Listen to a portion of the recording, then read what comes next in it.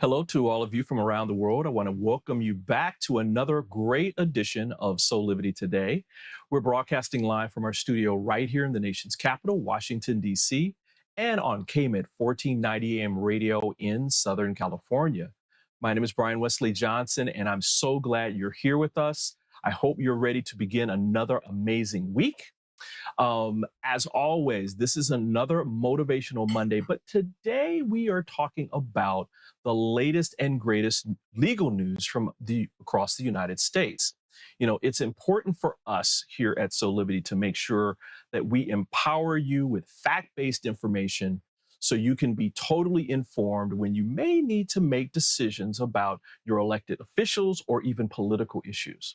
And to help us navigate all of these different stories is a very special guest.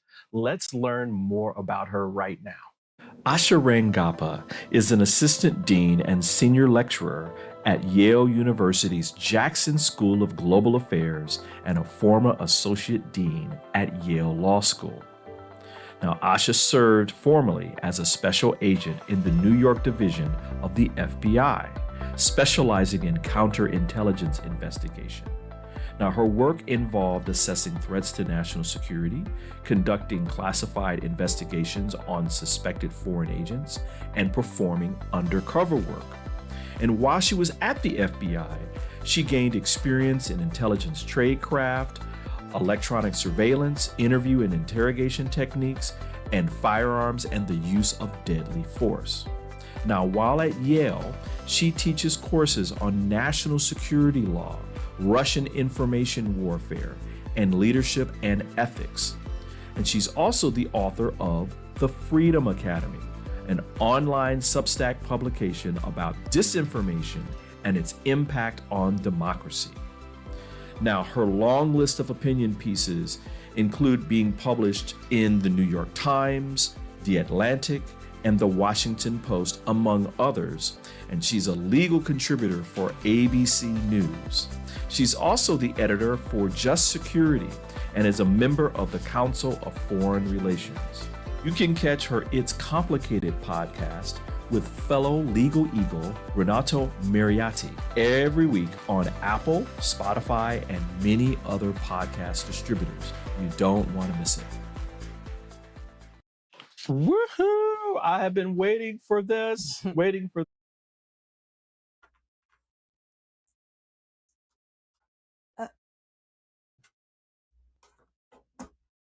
Sorry, we had a little bit of difficulty with the sound here.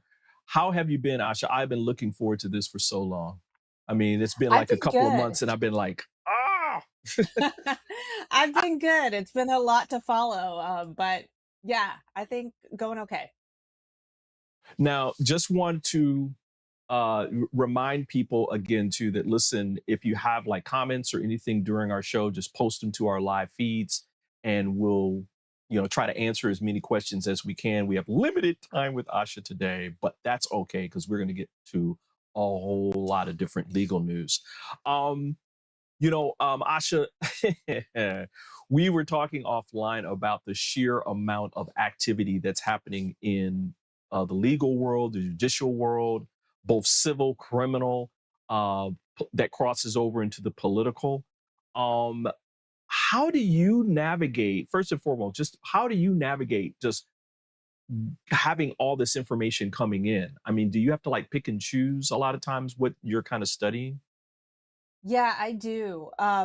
Especially right now, because with Trump alone, there's 5 different major legal proceedings going on. Major. Right. There's also other ones, right? And in each of those, they're in different stages. There's procedural motions, and which involve complex legal issues. So I kind of am using what's being covered in the news to just kind of Yeah. make like prioritize. I'm just triaging what I need to be on top of. And then, I mean, fortunately, being a lawyer and having gone to law school, I can do research in a pinch and get up Right. to speed Right. on Right. things. But yeah, it's a lot. It's a lot. And I can't imagine that for the layperson, it's easy to know what's going on Yeah. in anything. Well, that's why we wanted to do the show. I was thinking about this with our staff for the last, I mean, even before you came on a couple of months ago. Like, I know that the major media is covering some of this, but there's so much that there's other things that are happening that don't get as much love. So we're trying to give those things some love too. Yep. And so thank you for being here. Thank you for coming back. I'm already saying you're going to come back again, even I'm after happy this. to. So I'm like, I'm gonna make you a regular girl. Listen, Okay. let's get to our first story here, which comes from Newsweek, where on Friday, former President Donald Trump is headed directly to conviction for his alleged involvement in the January 6th Capitol riot, according to the legal analyst and scholar Lawrence Tribe. Um, this is a really bold statement by Lawrence, Hmm. and it was picked up like immediately and was like fire across all the news networks. What is this all about, Asha? Yeah. So first, I respect Professor Tribe hugely. I mean, Yeah. he's an icon in legal academia, in the legal profession. I am a little bit more cautious about the cases Right, than him. right.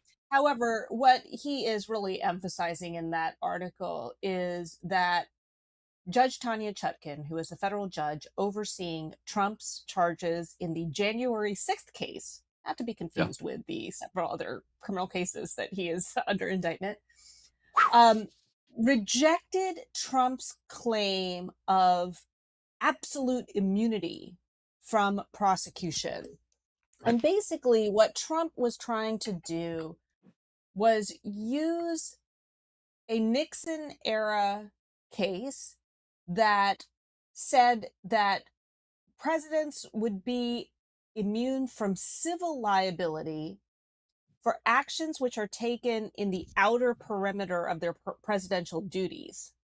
In other words, if a president is, let's say, let's take President Carter when he um, froze lawsuits against Iran as a way to negotiate with Iran to release hostages. Okay. You don't want you don't want a president to be to second guess things that they might want to do because somebody might sue them later and say, hey, you dismissed Right. my lawsuit. Okay. Right. That's what the Supreme Court was trying to say in that case. And what Trump wanted to do is extend that reasoning to the criminal context and say be, that's what the Supreme Court said, in Nixon. I think that also means that presidents should be absolutely immune for any criminal acts and criminal liability for conduct in the outer perimeter of their presidential duties. And this Okay. encountered several problems, which the judge highlights, which is number one, what Trump was doing on January 6th was not in the outer perimeter of his presidential duties. In other words, it's Right. not in some gray area that's you could arguably say is even an extension of his role as a president. He was Hmm. acting in his Hmm. private capacity. He was running for Right. reelection. He was trying Right. to win. So, she takes that out. But then I think what's really important is she says the criminal context is very different. This is this Mm, is conduct mm. that Congress has, criminalized because they think it is that serious. And unlike a civil case, like if, civil cases can be brought by anyone. Right. The bar is lower. And there is the possibility that um people could engage in frivolous litigation and chill the Hmm. president's actions. She said that's just not the case with a criminal Hmm. liability. There are Hmm. so many procedural safeguards. You have to get an indictment from a grand jury. It can only be brought in the federal context, by the Department of Justice.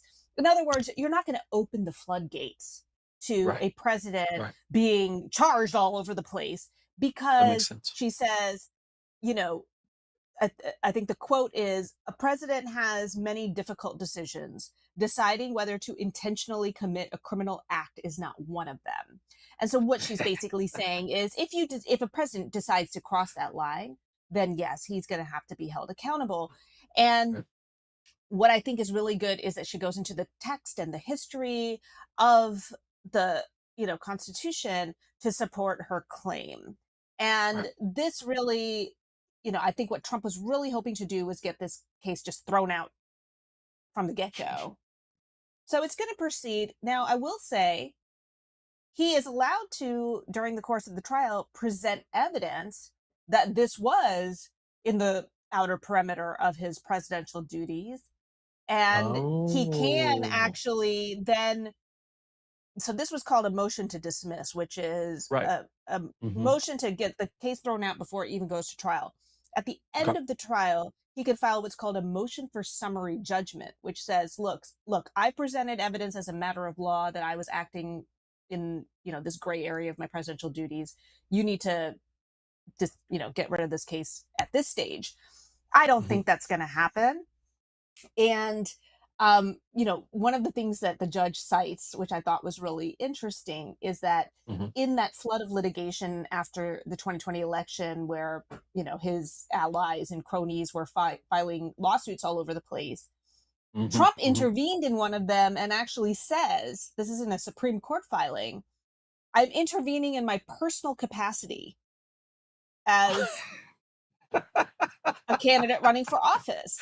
So he's actually made a legal filing saying, I am acting as Donald Trump, you know, person running for office, not Donald Trump as president. And so I don't think that this is going Wow. to go anywhere. Now, I will add that the one benefit for him potentially is Hmm. that Hmm. he can appeal this ruling. Oh, It's yeah.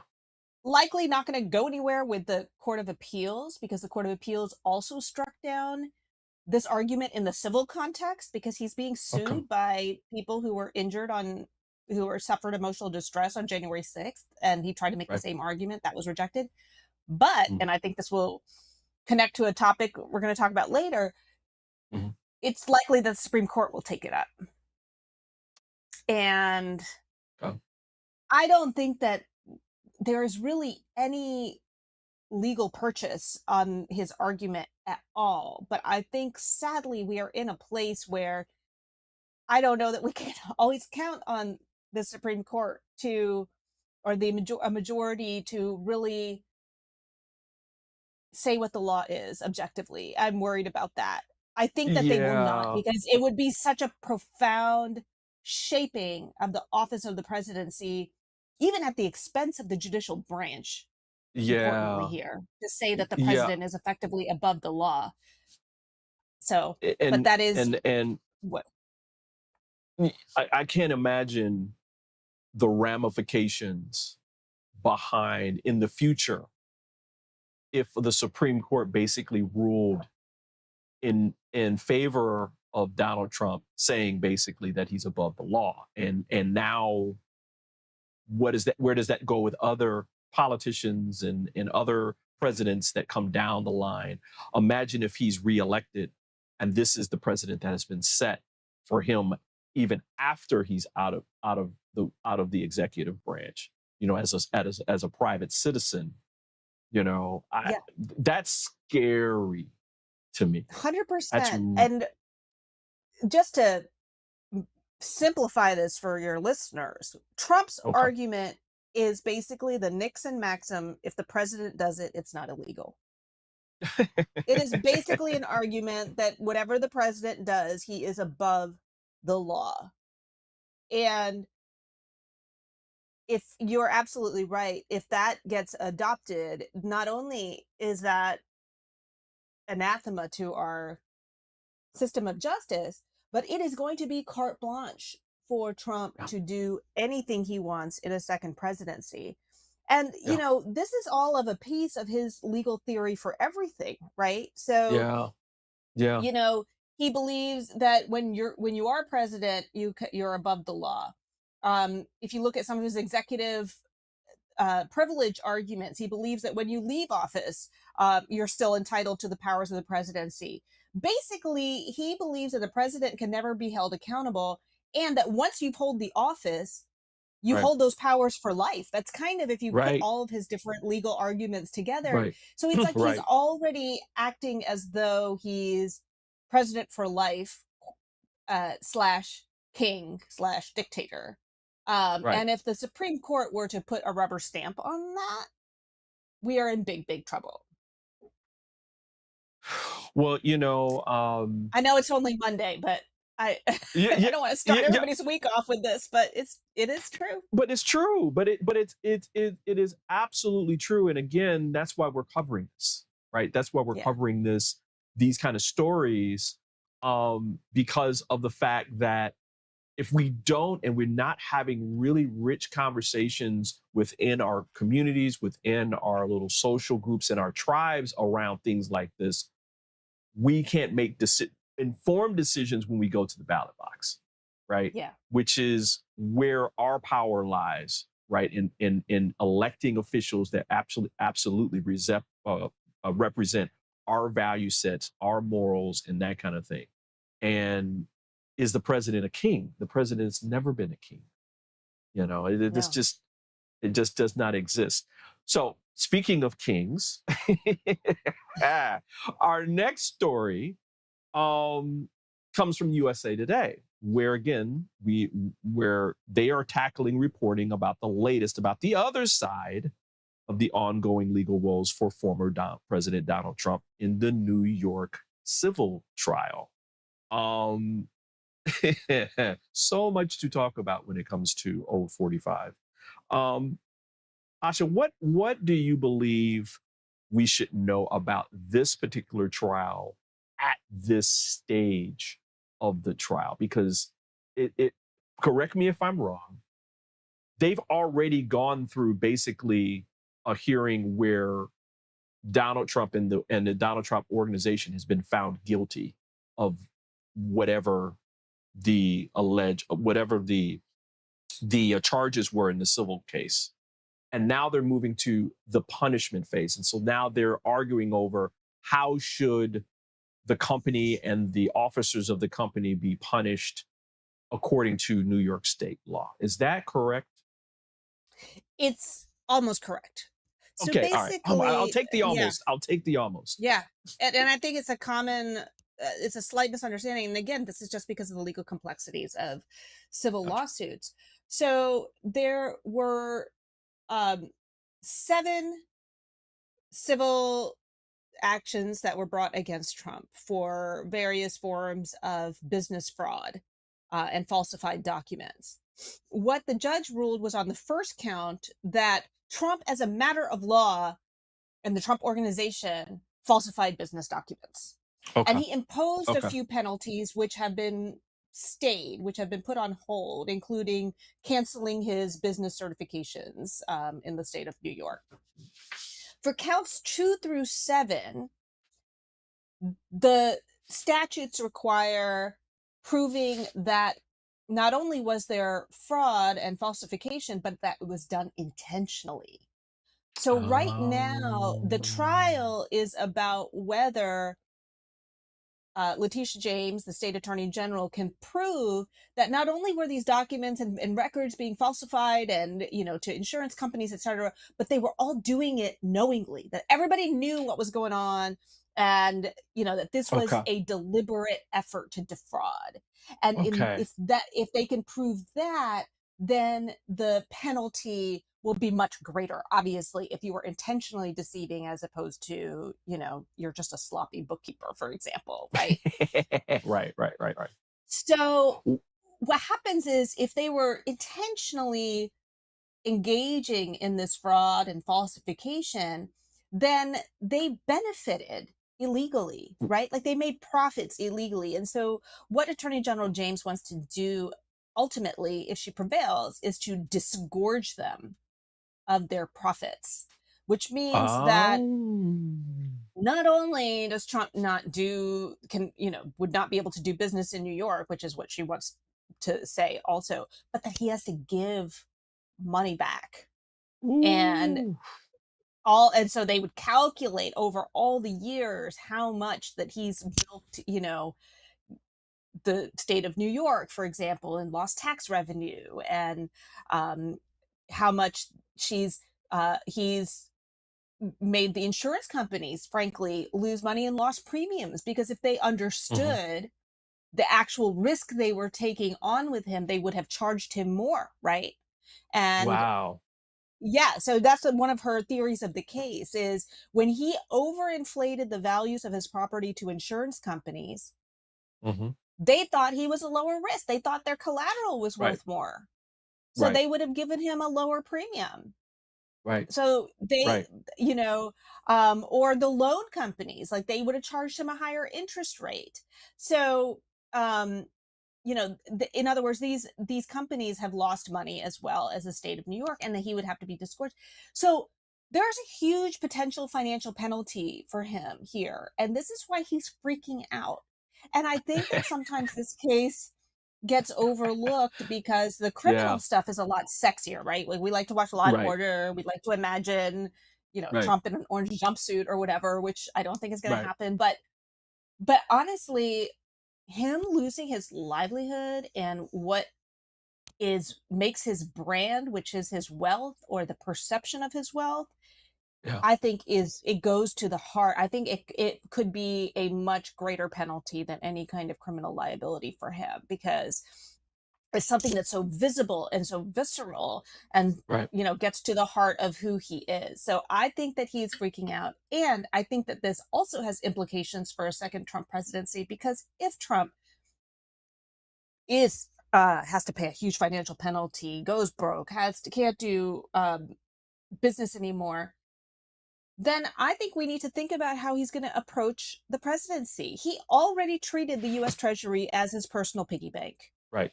If Right. you think that that's Right. not going to happen when he no longer has money, if Right. you think that he won't see relationships with other countries around the world as purely transactional Yeah. and figure out ways of profiting personally from those, Right. when because Yeah. he no longer will have his Trump organization.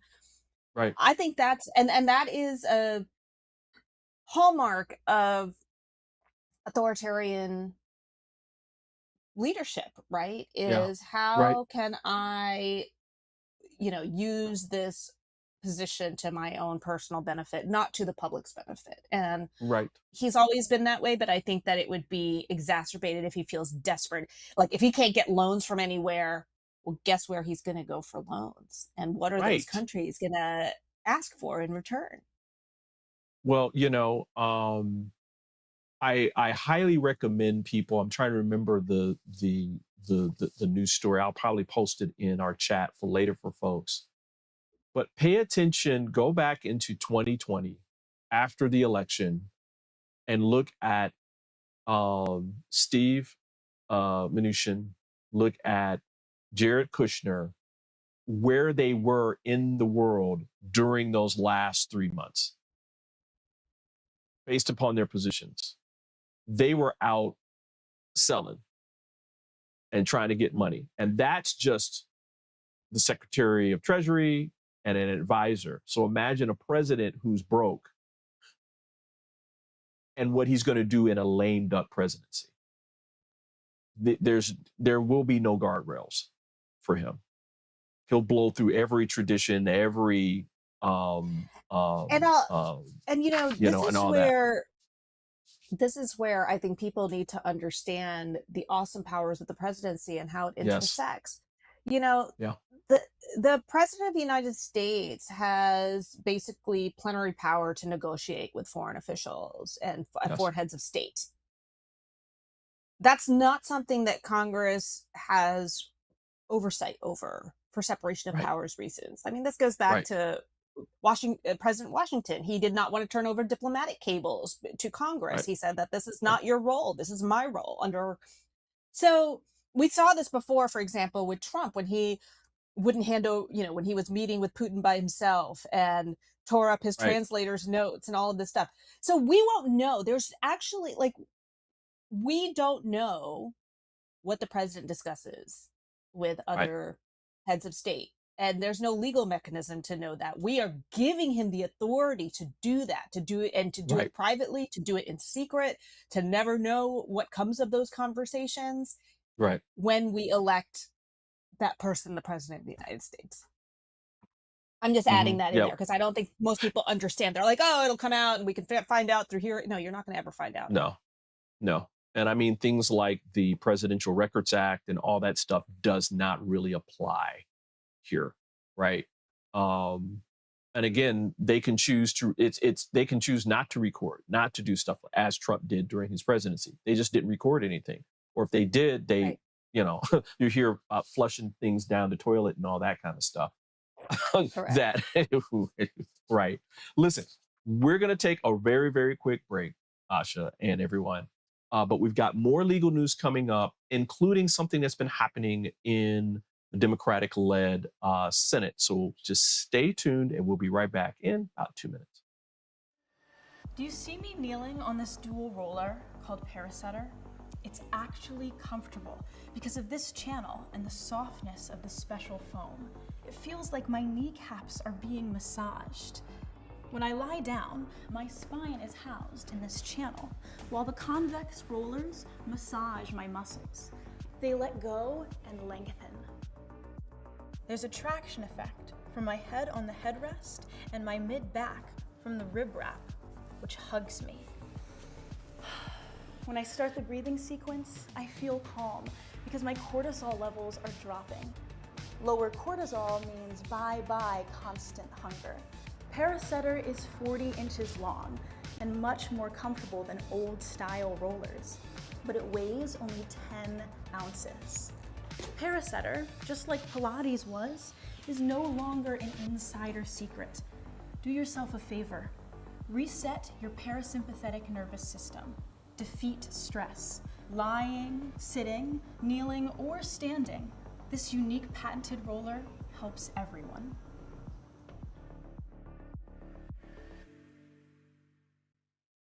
Six years ago, when I started Soulivity, my vision was to support everyone in improving their life through the discovery of their passion and purpose, so they could become the best version of themselves, to battle fear and ignorance, and create a better world today. Get inspired to live your passion and purpose. Visit Soulivity.com now. Hey there, we're back here with more on Soulivity Today. We are talking with legal expert ASHA Rangappa, who I'm a big fan of. I just told her that a little bit later ago, who's also the assistant dean and senior lecturer at Yale University's Jackson School of Global Affairs. This next story, Asha, it's very important, and we kind of talked about it a little bit earlier today. Comes from Reuters, where a Democratic-led U.S. Senate panel on Thursday last week authorized subpoenas to two influential conservatives, Harlan Crow and Leonard Leo, as part of an ethics inquiry spurred by reports of undisclosed generosity directed to some conservative Supreme Court justices.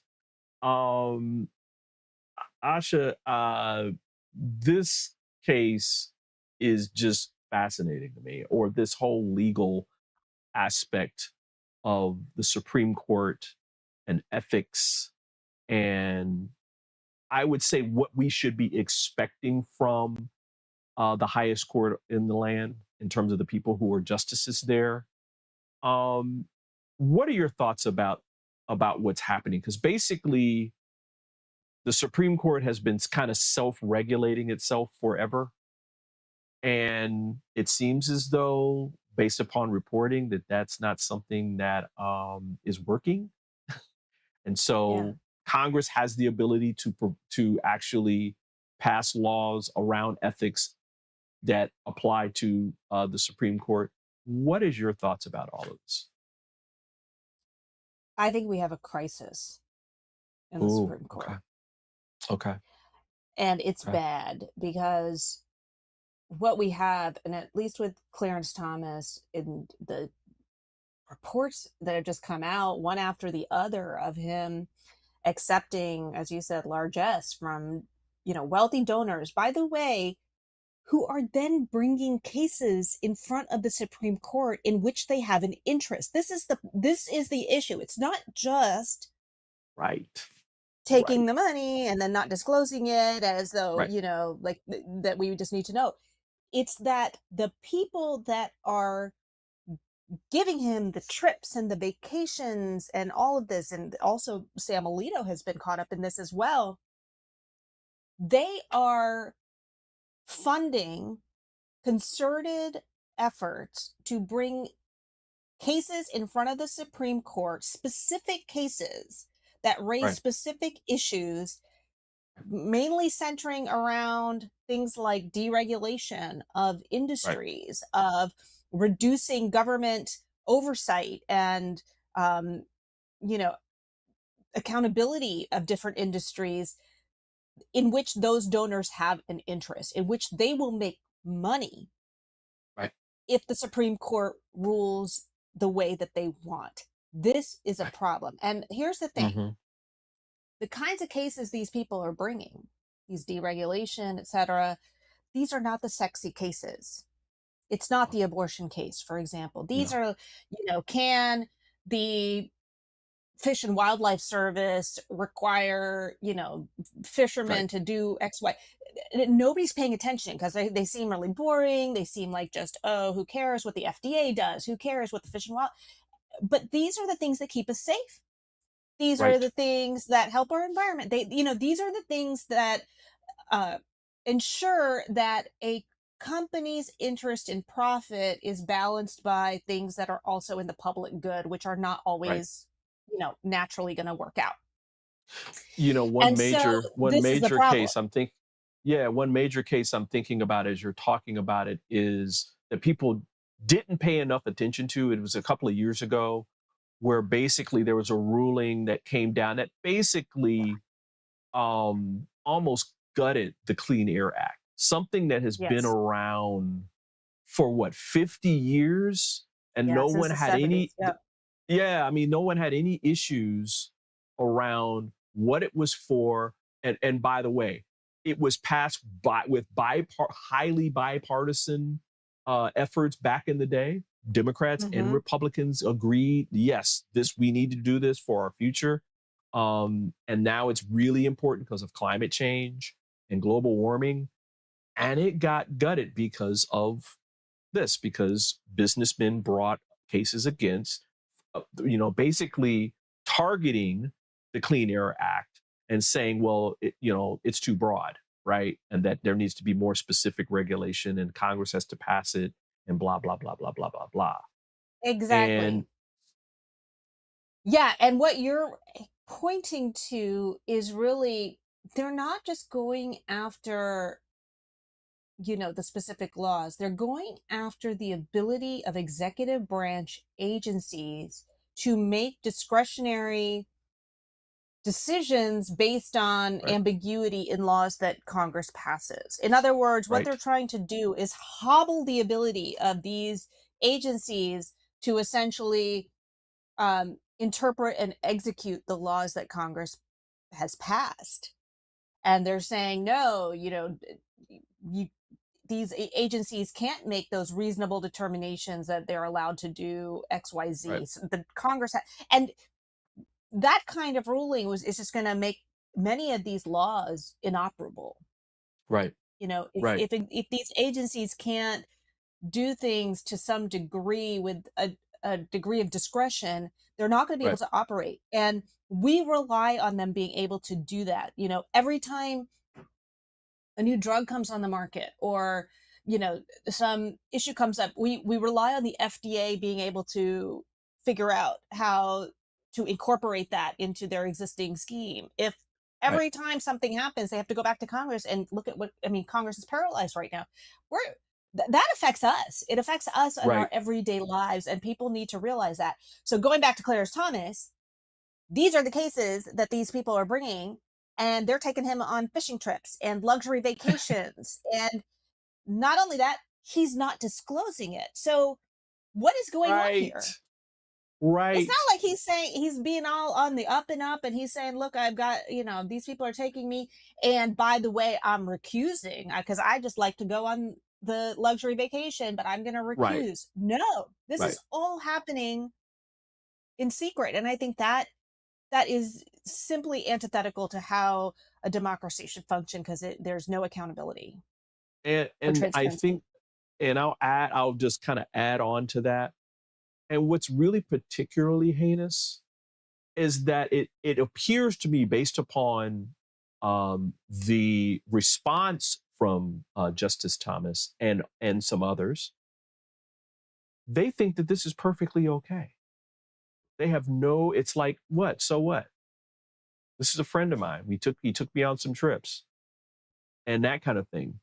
And it's like, really? You don't understand the ethical dilemma that you're putting yourself in terms of judging a case for a friend that has given you all this stuff? Come on. Come Yeah. on. No, I mean, here's the Yeah. thing. They think they are gods in robes, right? And we're seeing this in other ways where they are overturning long-standing case law. I mean, look, there is a principle in the law called stare decisis, which means that when you have precedent, that is given great deference unless something significant has changed. And yet, they're Right. tossing it out the window.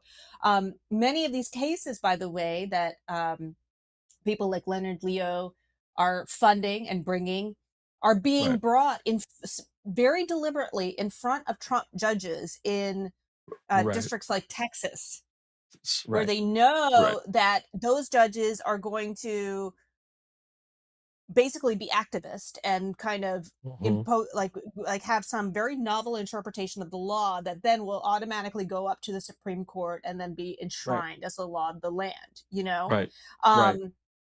And so it's kind of a whole system. And to go back to the Senate Democrats, we're finally pulling back the curtain on this, because for so Right. long we focused on corruption with the presidency and corruption in Congress. And look, there's no dearth of that, and and it's not just Republicans. I mean, Senator Menendez just got indicted for basically being a foreign agent of Egypt. So, there's a lot to go Didn't we? around Yeah, we here. talked about that last time, right? We Oh talked my about God, that it's last time. crazy. Yeah.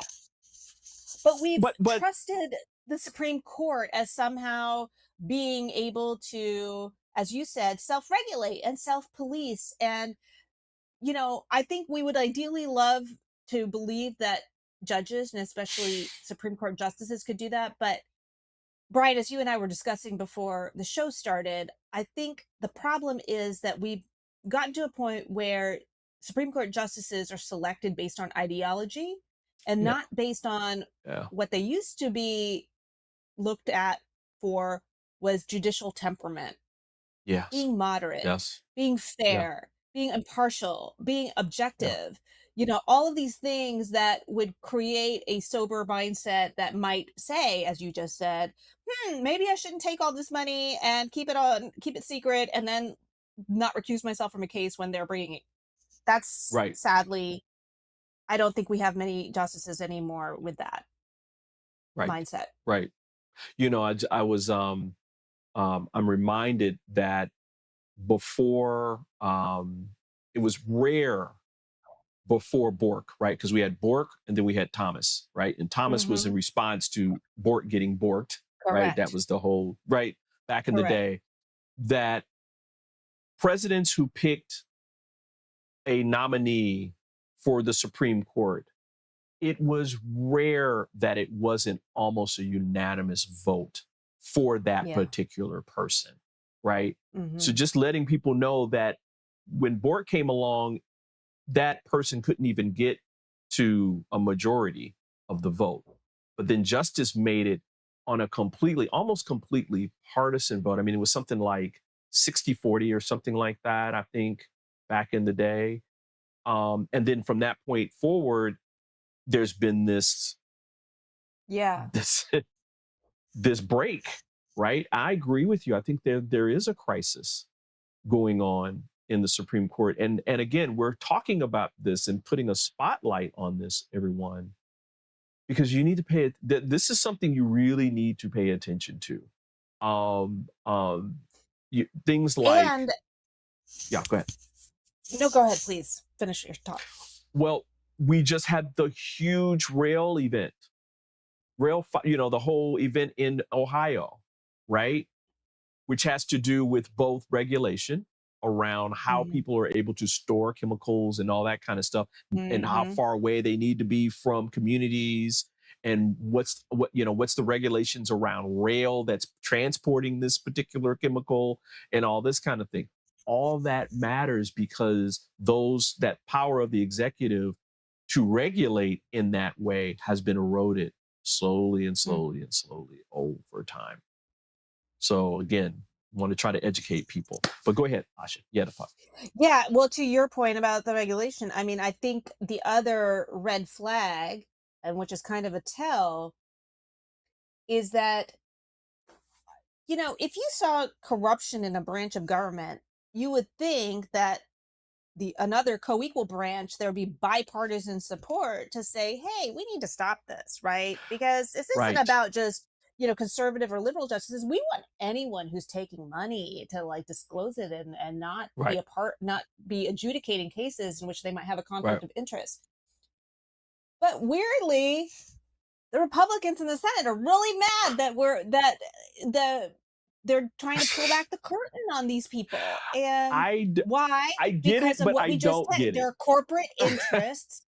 And those corporate interests, those same companies, those same interests are also donating a lot of money to these elected officials. Right. In other words, this is a whole system that has been behind the scenes, has just been running like a little machine, and no one's been paying attention to it. And now, the curtain's being pulled back and connections are being made among all the laws that Congress is passing, what it's trying to do through legislation, and what the court is trying to do, and how the money that's coming in to all of this is connected. Wow. And I hate saying this because I still believe that this is the best country in the world. I believe we have a democracy and institutions that can work. And so I don't want people to think that, where we throw up our hands and say, everybody's corrupt, who cares, forget it, and become apathetic. But there is a line where we can't be Pollyannish anymore. And we do need to reform. I think there needs to be some major, reorganization, let's say, of the ethics of the Supreme Court. You know what? I could talk with you forever about all this stuff. It just, I'm thinking now of things like Citizens United and the effect that had on everything. Everything. I mean, everything like that we're talking about now. Maybe that's something we can talk about in the future, because I think that people need to really understand how all these dots connect, and that they're not these disparate kind of things. Oh, well, this happened over here and this has nothing to do with this over here. And it's like, no, it's all connected, and you need to stay informed. And so that's what we're trying to do here. I know, Asha, you got to run. Yeah. Before we get out of here, just wanted to let people know that Asha is so out in the public sphere. You're on ABC News. I see you on other news networks commenting about what's happening in the world. But you've got a great podcast with your partner, Renato Maliati. It's Complicated on YouTube, which is just fantastic. As well as you have your own website at ASHARANGAPPA.com with your that people can also go to and subscribe to your Substack,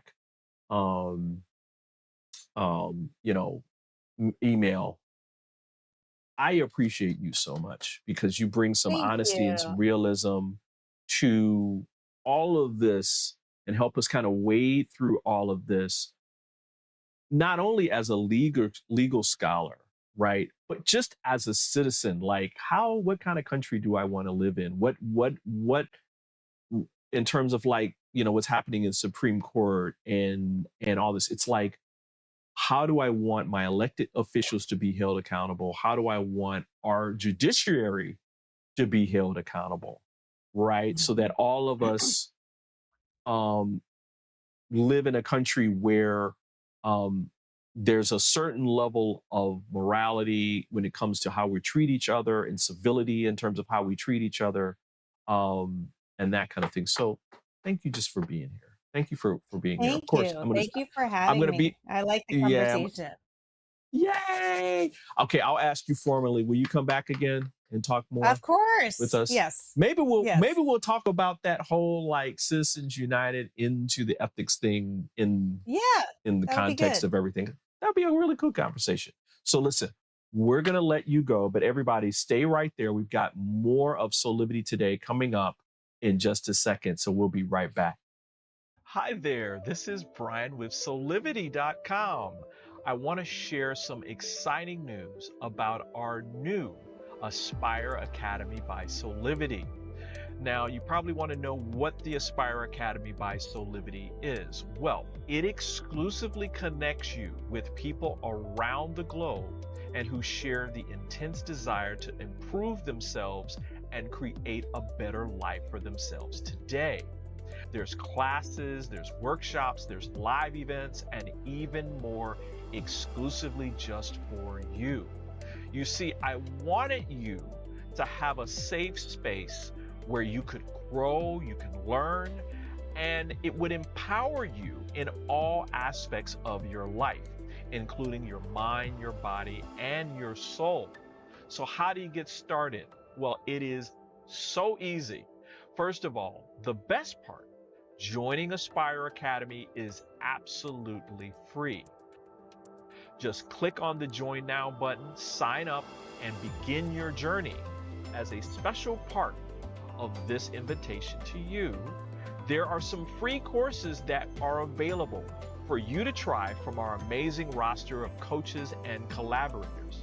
It's our way of saying thank you for all of your support and being with us along our journey of expansion. I hope you enjoyed the Aspire Academy by Soulivity today. Start the process. Learn more about your passion, your purpose, and how to live a higher quality life.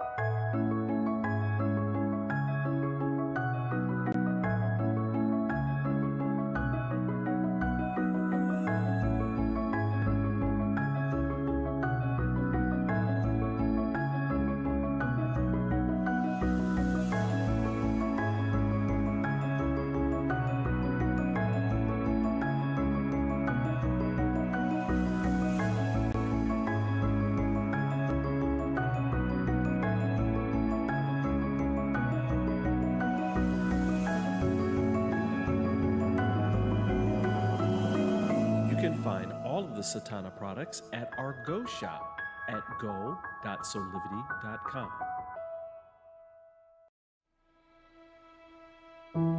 Have you ever asked the question, if I was to be anything, what would I be? Regardless of money, regardless of status, beyond popularity and fame, living your passion, feeling your life has purpose. Soulivity is a space to nurture that which lives in all of us.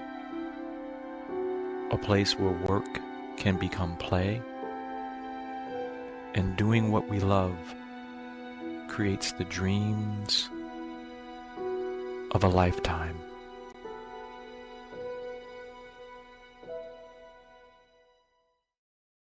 Hey, we're back with more on Soulivity Today. Listen, we were talking with legal expert ASHA RANGAPPA, assistant dean and senior lecturer at Yale University's Jackson School of Global Affairs.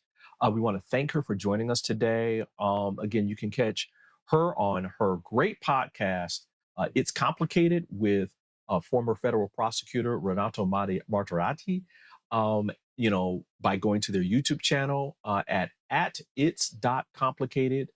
As well as go check her out on her website, which is fantastic, at asharangappa.com.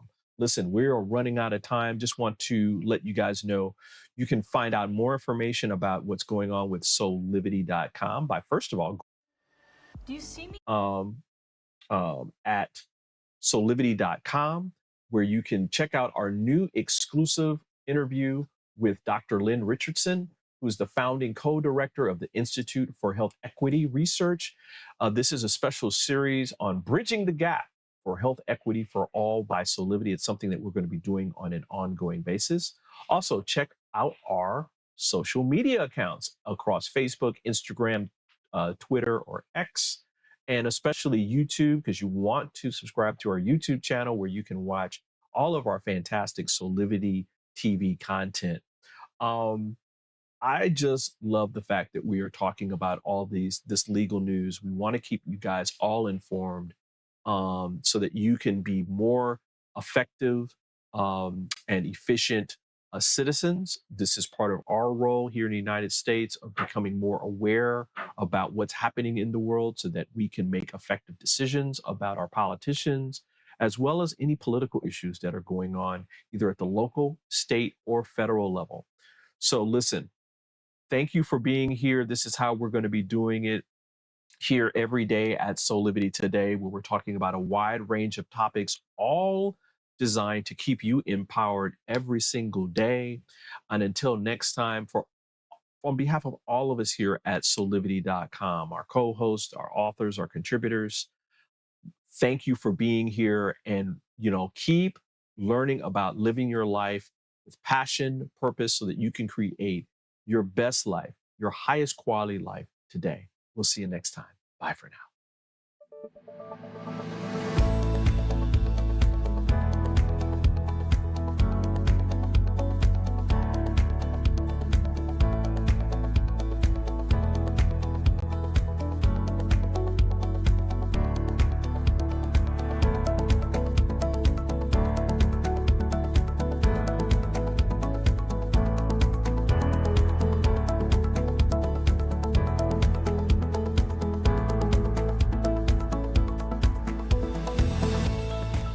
This work is subject to copyright owned by Affinity Global LLC.